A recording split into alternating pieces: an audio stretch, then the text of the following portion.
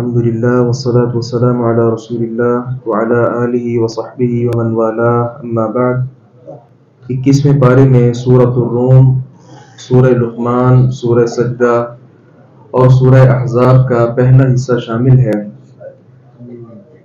سورۃ الروم کا جو شان نزول ہے وہ کچھ اس طرح ہے۔ روم اور ایران اس وقت کی یہ سپر پاور طاقتیں سمجھی جاتی تھیں۔ ان دونوں کی آپس میں اس وقت جنگ تھی جس جنگ کو عالمی جنگ کہا گیا۔ روم کے باشندے عیسائی تھے جبکہ ایران کے لوگ مجوسی تھے جو آگ کی پرستش کرتے تھے۔ دونوں کو دیکھا جائے تو اللہ رب العزت کے زیادہ قریب ان میں عیسائی لوگ ہیں، کیونکہ عیسیٰ علیہ السلام کے وہ پیروکار ہیں۔ اللہ رب العزت کو بھی ایک حد تک وہ مانتے ہیں، جبکہ آگ کی پرستش کرنے والے وہ تو رب تبارک و تعالیٰ کو کسی طرح بھی نہیں مانتے ہیں۔ تو ایک طرف ان کی جنگ کا مسئلہ تھا، دوسری طرف اہل اسلام مکہ میں مشرکین کے سامنے، مشرکین مکہ کے سامنے ان دونوں کے آپس میں بھی اس جنگ کی وجہ سے معاملات خطرے میں تھے، کیونکہ مسلمانوں کی دلی محبت وہ عیسائیوں کے ساتھ تھی، دلی میلان ان کی طرف تھا، جبکہ مشرکین مکہ کا میلان وہ ایران کے جو مجوسی تھے ان کے ساتھ تھا۔ اور اس وقت صورتحال یہ تھی، روم اگرچہ بہت بڑی سپر پاور طاقت تھی، لیکن ایران نے بالآخر روم پر قبضہ کر لیا اور اس کے اکثر علاقے زیر نگی کر لیے۔ اس کے ساتھ ہوا یہ کہ مشرکین مکہ کا رعب اور دبدبہ یہ بات اہل اسلام پر محسوس کیے جانے لگا، لیکن اللہ رب العزت نے فرمایا کہ معاملہ اس طرح نہیں ہے۔ بسم اللہ الرحمن الرحیم، الف لام میم، غلبت الروم، رومی مغلوب ہو گئے ہیں، فی ادنی الارض وهم من بعد غلبهم سیغلبون، سب سے قریب زمین میں، اور وہ اپنے مغلوب ہونے کے بعد ان قریب غالب آ جائیں گے۔ تو اللہ رب العزت نے یہ نصرت کا اعلان کیا اور کہا ایک تو اس طرف وہ غالب آئیں گے، اور دوسری طرف مکہ میں جو کشمکش چل رہی ہے اہل اسلام کی اور مشرکین مکہ کی، یہاں بھی اللہ رب العزت ایک بہت بڑا جو معجزہ ہے اس کو رونما کرنے والا ہے۔ پھر ہوا کیا، بالآخر روم نے سمندر کے ذریعے ایران پر حملہ کیا، اور اچانک حملہ کیا جس کے ساتھ وہ بہت زیادہ یکدم پریشان ہوئے اور اچانک کچھ کر نہ سکے، جس وجہ سے وہ مغلوب ہو گئے اور رومی غالب آ گئے۔ اس کے ساتھ اس وقت وہاں پہ روم غالب آ رہا تھا، اور یہاں اہل اسلام جو کفار کی ظلم اور ستم برداشت کر رہے تھے، اللہ رب العزت نے ان کو ہجرت کی اجازت دے دی، اور یہ مدینہ کی طرف اور اس سے پہلے حبشہ کی طرف یہ لوگ نکل گئے ہجرت کرتے ہوئے۔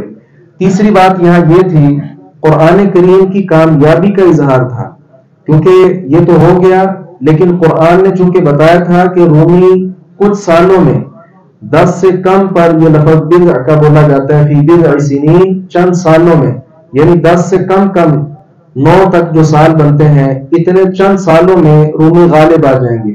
تو چونکہ یہ قرآن نے بیان کیا، اس لیے قرآن کا غلبہ اللہ رب العزت نے اس کا بھی یہاں پہ اظہار کیا۔ اس کے ساتھ ہی جو قریش کے سرداران تھے، اللہ رب العزت نے انہیں تنبیہ کی ہے، اور ساتھ ہی توحید ربوبیت کو اللہ رب العزت نے یہاں خوب بیان کیا ہے، اور کہا ایک طرف تو یہ معاملہ ہے، اب یوم آخرت کے عقلی دلائل بھی اللہ رب العزت نے دیے، اور کہا کہ سمجھو مٹی کے ساتھ تم پیدا ہوئے ہو، اور پھر مٹی کے ساتھ تم پیدا ہونے والے ایک انسان بنے، اور اب جھگڑالو بنتے ہو، تو اپنی تخلیق پر غور کرو۔ اس کے ساتھ اللہ رب العزت نے آسمان اور زمین کی تخلیق کا تذکرہ کیا، اس کے ساتھ دن اور رات کا اللہ رب العزت نے تذکرہ کیا۔ اسی طرح اس کے ساتھ ساتھ اللہ رب العزت نے انسان کا پیدا ہونا اور دوبارہ اٹھنا، اس کے متعلق بیان فرمایا کہ انسان کو پہلے جب ہم نے پیدا کیا ہے تو دوبارہ اسے پیدا کرنا پہلے پیدا کرنے سے کہیں زیادہ آسان ہے۔ اسی طرح اللہ رب العزت نے جو مشرکین ہیں ان کے حوالے سے ایک مثال بیان کی، کہا ایک غلام ہے، غلام تمہارے پاس ہو، تم یہ اچھا نہیں سمجھتے کہ میرا مال اس کے پاس بھی چلے جائے اور ہم دونوں برابر ہو جائیں؟ تو یہ کیسے ہو سکتا ہے کہ رب تبارک و تعالیٰ کے بارے کوئی آدمی سوچے کہ اللہ تعالیٰ کے اختیارات فلاں فلاں کو بھی دے دیے جائیں، فلاں فلاں میں بھی تقسیم کر دیے جائیں، بہرحال یہ غلط چیز ہے۔ دوسرا، اللہ رب العزت نے یہاں پہ اللہ کے راستے میں جو خرچ کرنے کا معاملہ ہے اس کے متعلق ذکر کیا کہ زکوٰۃ ادا کرنے کے ساتھ مال بڑھتا ہے، جبکہ سودی لین دین کے ساتھ مال میں کمی پیدا ہوتی ہے۔ جبکہ آپ اصول دیکھیں، آپ زکوٰۃ ادا کرتے ہیں اصولی طور پہ تو مال کم ہوتا ہے، اور سودی لین دین کا اصول تو یہ ہے کہ مال بڑھتا ہے، لیکن اللہ رب العزت نے فرمایا کہ یہ ظاہر تمہیں نظر آنے والی چیز ہے، حقیقت میں زکوٰۃ ادا کرنے سے، صدقہ خیرات کرنے سے مال بڑھتا ہے، اور سودی لین دین کے ساتھ مال میں بہت زیادہ کمی واقع ہوتی ہے۔ اس کے ساتھ زمین میں فساد کیوں آتا ہے، اس کی وجہ اللہ رب العزت نے بیان فرمائی، ظہر الفساد فی البر والبحر بما کسبت ایدی الناس۔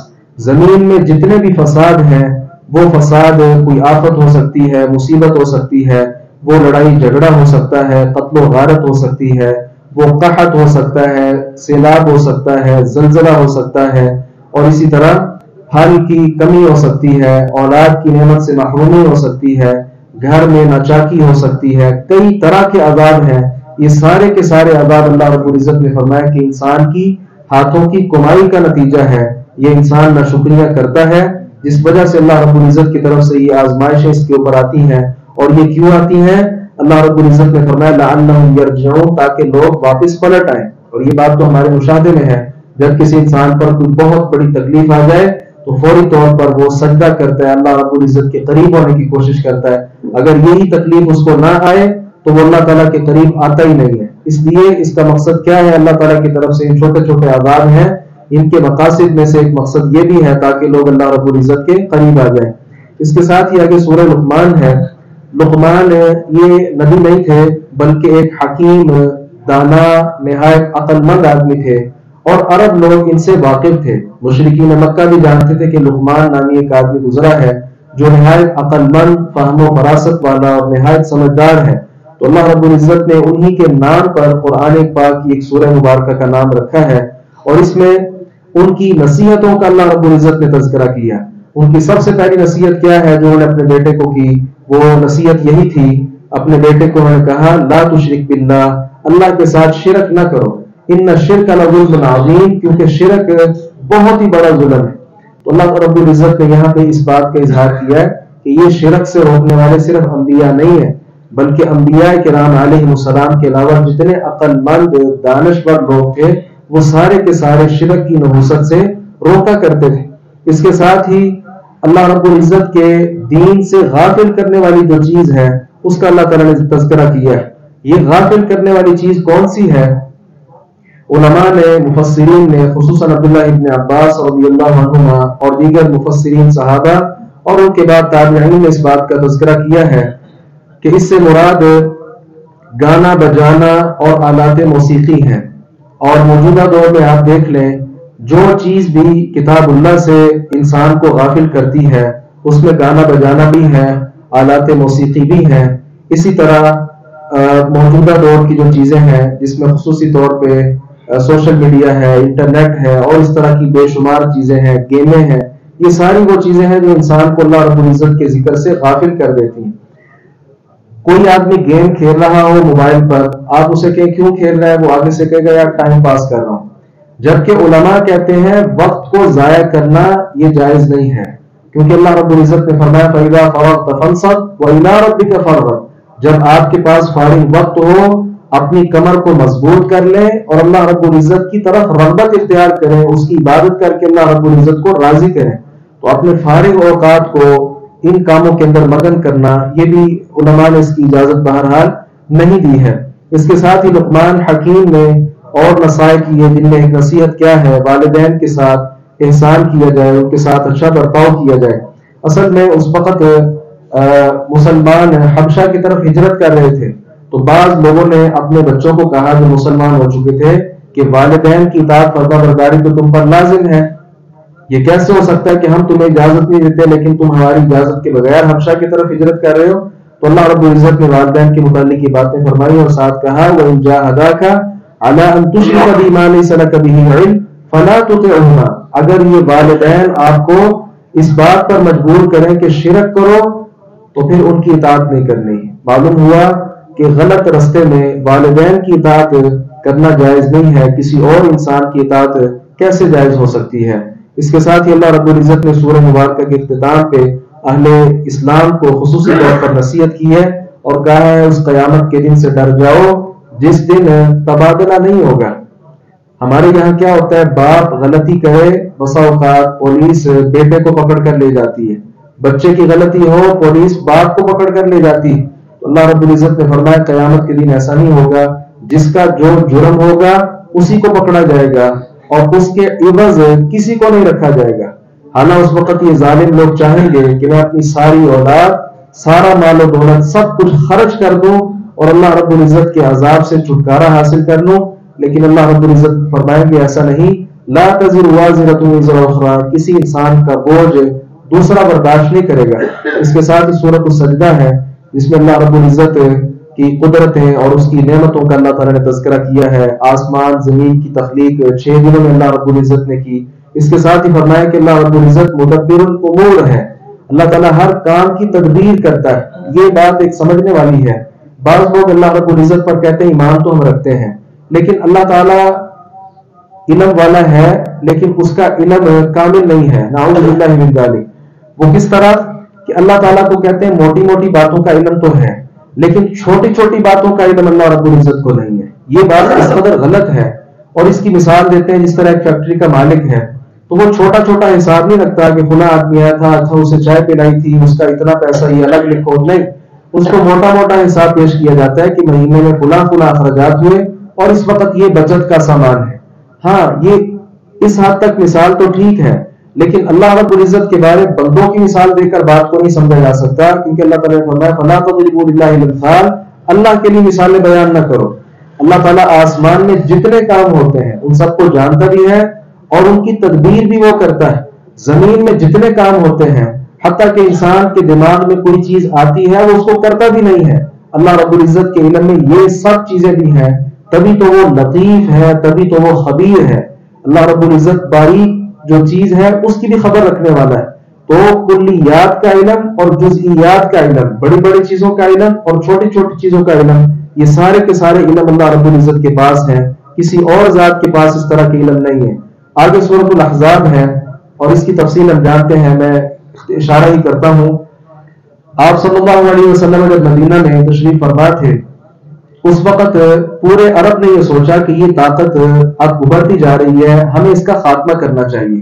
سارا عرب مل گیا اور مل کر لڑائی کرنے کے لیے مدینہ حملہ کرنا چاہا۔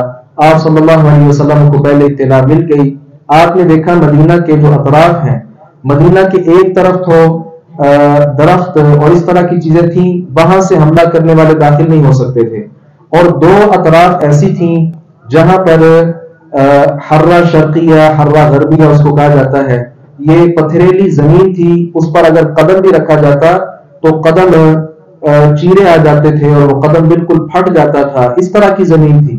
تو یہ 3 اطراف جو تھے، اس کے مقابل جو چوتھا علاقہ تھا مدینے کا وہ رستے والا تھا، وہاں سے حملہ ہو سکتا تھا۔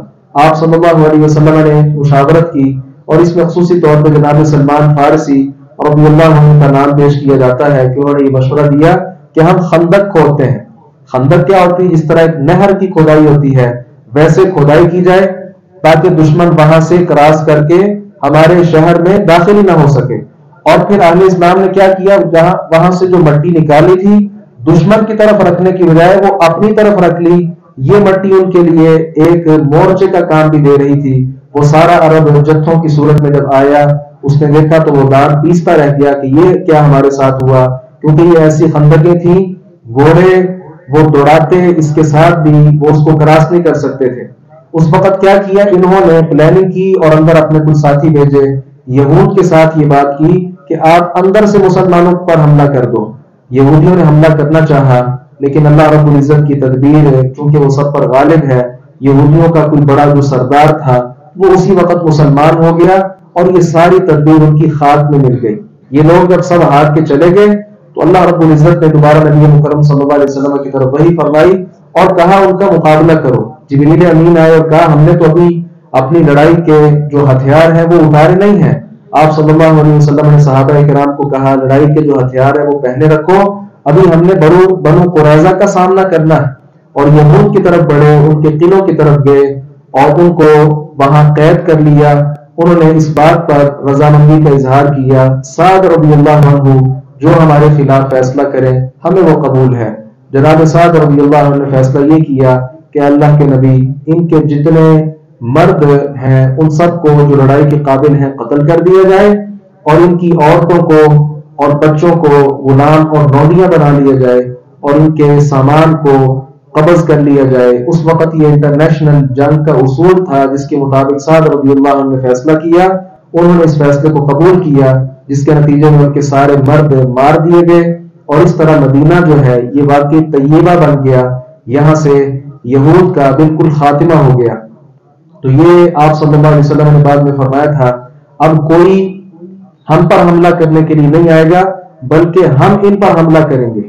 تو تب سے آج تک الحمدللہ آپ جانتے ہیں مکہ اور مدینہ یہ سارے جو مقدس مقامات ہیں یہ سارے کے سارے الحمدللہ اب تک محفوظ ہیں۔ یہاں سے جنگ کرنے کے لیے باہر کسی ملک تو کوئی جا سکتا ہے، کوئی اور یہاں جنگ کرنے کی غرض سے داخل نہیں ہو سکتا۔ یہ پیغمبر علیہ الصلوۃ والسلام کی پیش گوئی ہے۔